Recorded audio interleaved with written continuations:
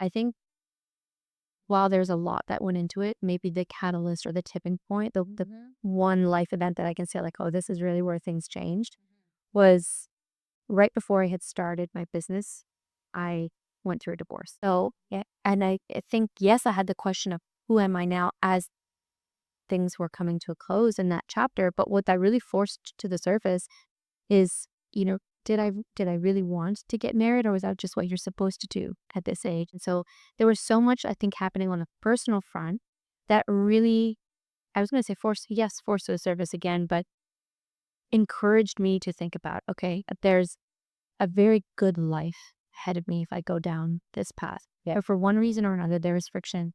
There is something about this life, this vision, this feeling that doesn't feel aligned, that doesn't feel like me. And so I started to put under the microscope all the areas of my life, all of them, because why not? If we're going to be going through this big upheaval and big life change, let's really take a good hard look at what's not working and why.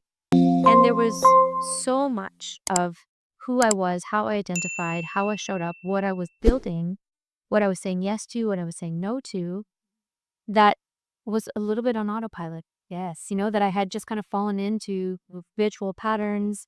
And that was the single life event that really encouraged me to look at, okay, if I'm going to be starting over, let's start it over in a way that is meaningful. And so one of the things the biggest insights I've had is that my intuition felt off. I couldn't read it. I didn't know what it was that I wanted. And I've come to realize that, it takes time to build trust, yeah, with our intuition. And because I didn't have clear line of sight into that future self, it's no wonder that intuition hadn't formed yet because I was not her yet.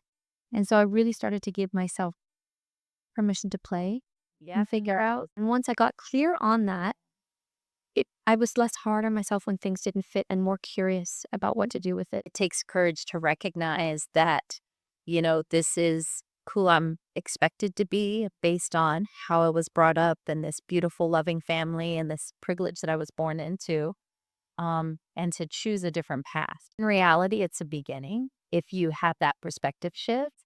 But I think what our audience really needs to hear though is that your life is shaped in each moment and how important it is for us to choose those decisions, those moments, and how we spend our time very intentionally. And after the divorce or during the divorce or when that was all going down, you started to really ask better questions of yourself, be more present with yourself, and make different choices.